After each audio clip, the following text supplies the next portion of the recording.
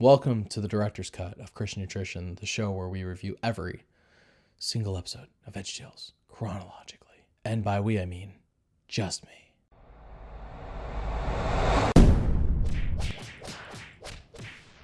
Ho, ho, ho again, and welcome back as we are reviewing the Christmas specials that VeggieTales has made. That's right, we're breaking the chronological order. I explained it in the St. Nicholas episode, so if you need to get caught up on that, check out the St. Nicholas episode. Today we are reviewing It's a Meaningful Life, released in October of 2010, and it's an obvious parody of It's a Wonderful Life, the classic film. What do you want? You want the moon? Just say the word and I'll throw a lasso around it and pull it down. Hey, that's a pretty good idea. I'll give you the moon, Mary. Will we see a moon lasso joke? I sure hope so. Otherwise, this episode is nothing but a sham and shall pay for its war crimes. What are you waiting for, Bob? Well, I was waiting for someone to interrupt me. Why would anyone want to interrupt you? Is Larry serious right now? Someone make a montage of every time Larry has interrupted Bob. I want that on a 10-hour loop. Please and thank you. Usually, I try to start the show, and then I get interrupted by someone who messes everything up. No. Yes, Larry, yes. Do not deny what you've done to this show and what you've done to the main host of the show. And suddenly, all my plans go to waste, and we end up doing some wacky thing like Western Bible stories. Who would do such a thing? Is Larry serious right now? He has to be trolling Bob. There's no other logical answer to this. Since you don't like what I have to say, I just won't speak. Now, Larry. Larry, really now. Larry, please. Why is he begging him? Bob, this is a good thing. Take advantage. This could be the show that you've always wanted it to be. Would you please just bring up today's question? Today's question comes from Maggie Greenman in Centennial, Texas. Whoa, whoa, whoa.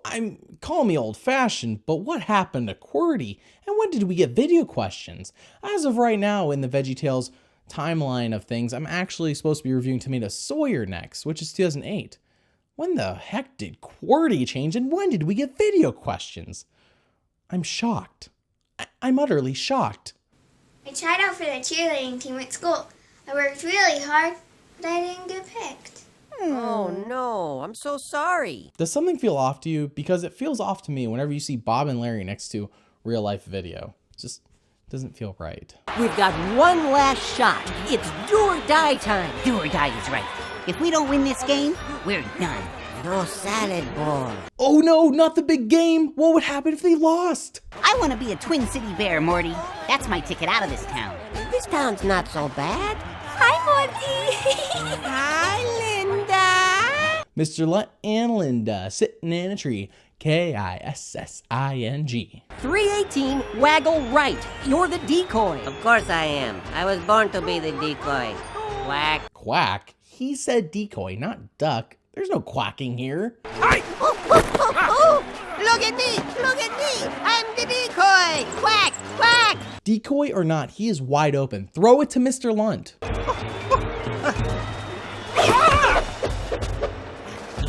Oh, hot dogs! This is not going to end well.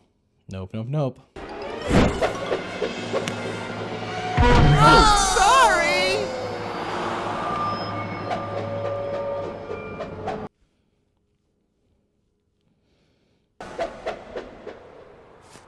Quack?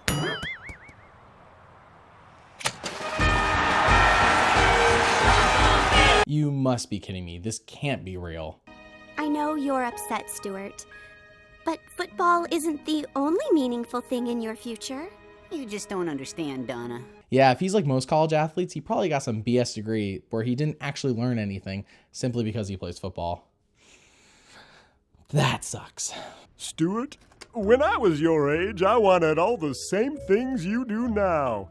Except I was allergic to grass and hated football. But what kind of grass, huh? Wink, wink. He probably means the stuff that grows outside. In your backyard? In a house? Wink, wink. Larry's dad, who is Mr. Nezzer, owns a toy factory. And no, not the one from the Toy They Save Christmas. This one's different. It's It's a train factory. It's a train toy factory. Anyways, Mr. Nezzer explains how God loves us all and has a plan for us all, even if it isn't what we might initially think or what we think that God should be doing with us. Mr. Nezzer then offers Larry to run the toy factory since he wants to retire. Larry seems unsure, but what other choice does he really have? Mr. Lunt goes off to be a professional football player and all is well. For now. 15 years later, let me guess, Larry did in fact take over the toy factory, and Mr. Lunt did in fact become a professional football player, probably the best in the land. I haven't actually seen It's a Wonderful Life, so I'm just guessing. I have actually no idea how parallel this runs to that movie. Linda, the one who had a crush on Mr. Lunt earlier, then informs Larry, who is running the toy factory, that they need to sell a whole lot of trains to even break even this year, and by that she means 10,000 train toys in 2 months, and they're all made by hand. No time for that, as Larry is married to sweet Petunia and has a daughter. He also now coaches an incompetent football team. You gotta give it 110%. You aren't very good at math, are you, Dad? Sports math is different, son. Math is math. You can't give it more than 100%. Hashtag totes lit fam. Hashtag keep it 100. Mom, did you see me catch the ball? It clobbered you in the face! I was mistaken. Larry actually has 3 kids. Wait, 3 little Larrys running around? Oh no. What's this about your retirement? It is true. I am hanging up whatever you call my football shoes forever. 15 seasons as a pro, and he still doesn't know what his cleats are called. Wow, just wow. And besides, I'm doing pretty good making commercials, like this one. Oh boy, this should be good. If you're like me, you often dream of crunching while you eat ice cream. It's munchy dream, it's not ice cream, it's creamy, crunchy, sweet. What is he talking about? No, seriously, what is he talking about? Creamy, crunchy, crunchy, creamy taste buds and a bunch of dreamy, sugar-sweeted, crunchy, munchy dreams. Munchy Dream is not a toy and should not be handled unsupervised by small children. It's just food. Why can't it be handled by small children?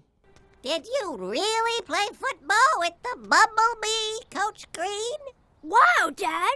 I didn't know you knew anyone important. His son's kindness is overwhelming. He must get it from his mom. I could have given us so much more than this. What if I hadn't missed that catch, Donna? I wonder what Morty's house looks like. Dude, he was probably on MTV Cribs, yo! I'm too white to be saying stuff like that. I keep my drawers and socks clean, you know what I'm saying? I gotta be fresh for my court dates and visits and all that stuff, you know? Larry starts to wonder what life would have been like had he made the catch and not Mr. Lunt. But oh well. We cut to 2 months later as we see the town is now wearing unflattering hats on purpose, simply because Mr. Lunt's name is on them. Mr. Lunt then returns to town and offers Larry to buy his toy factory since it is going under. Mr. Lunt figures if he slaps his name on the factory and all the toys, then it will become profitable again, and I actually see the logic in that. If he does buy it though, he wants to get rid of all the workers and replace them with machines instead to save money. Once again, logical, but probably not the right decision.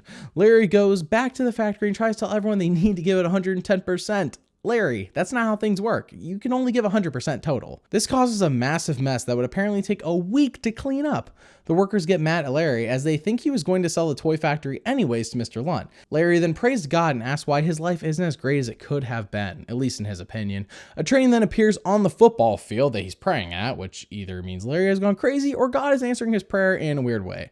We shall find out soon. And now it's time for Bedtime Songs with Junior, the part of the show when Junior gets tucked into his warm, comfy bed and is sung a bedtime song. Junior better not sing or I'm out of here. Can I have my bear? Your bear? My bear, right there, with brown and fuzzy hair. Grab that teddy bear yourself, Junior. He's on the nightstand next to you, you lazy bum. Thanks. Good night, good night. The lights are off, good night. Yes, for the love of all that is good and holy, go to bed, Junior. Mommy-o, don't go. I need my white tail dough. I love her so, and you must know my grief would overflow. Good night, I'll tuck you in, good My night. horse, my dog. I am done. Skip! Hello? Anybody here?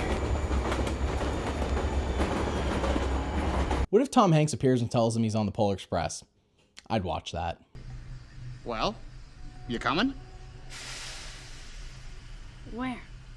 Why, to the North Pole, of course. Excuse me, but where's the... Ticket, please. I'm not going anywhere. Sure you are. We're all going somewhere.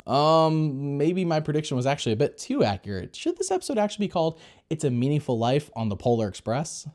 Tonight, the What If Express will make 3 stops.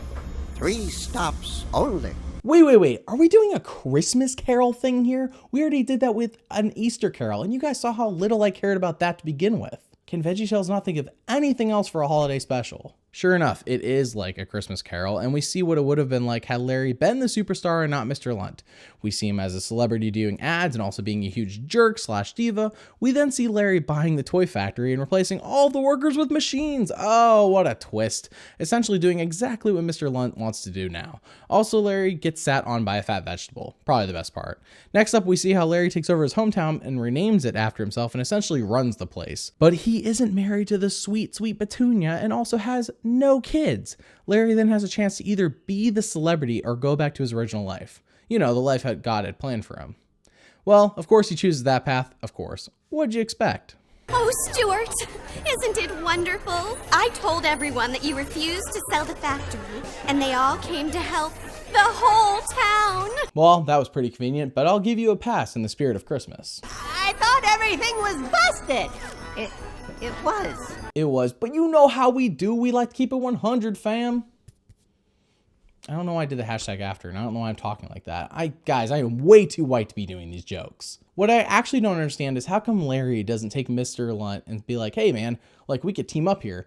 I'll pay you a percentage of the profits and I'll put your face on these trains, which should help sell the trains while Mr. Lunt is still popular.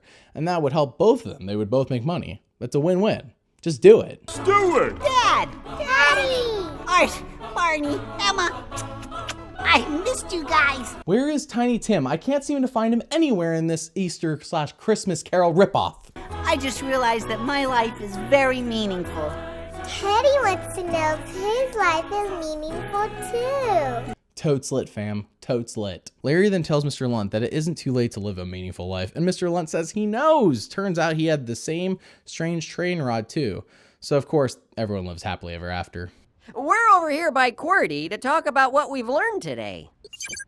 And so what we have learned applies if you are wise, but you are not. What? Why? How?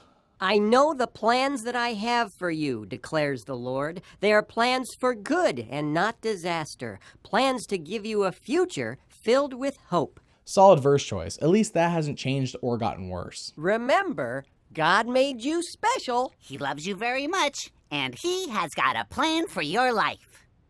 Bye! That was It's a Meaningful Life. Long before you drew your first breath, a dream was coming true. Seriously, what happened to VeggieTales making their own credit music? Since when has it become a game of let's put the popular artist song in the credits and then we can put him on the back of the box and be like, featuring Stevie Curtis Chapman. He's in the episode for sure. Which, by the way, he probably is in the episode and I just didn't recognize his voice. Anyways, It's a Meaningful Life did have a good story, even if it did rip off elements from A Christmas Carol / an Easter Carol. But it just wasn't all that great. I mean, it was good, but it wasn't funny. It didn't have a lot of weird things going on. It was kind of, bland in terms of humor, but the story was good. So it's more like a Star of Christmas and less like St. Nicholas, A Story of Joyful Giving. Stay tuned, as on December 31st, I will tell you the results of that video I made a while back where I asked you guys what show should I do pilots for in January. Yeah, we're going to reveal the results of that and tell you which episodes I'll be doing. We will also be doing a couple of other things, such as answering a couple of questions and telling you basically statistics from this entire year of Christian nutrition, which some people may find interesting, some may not. We'll see. It's just a test. But remember, God made you special and he loves you very much. Bye.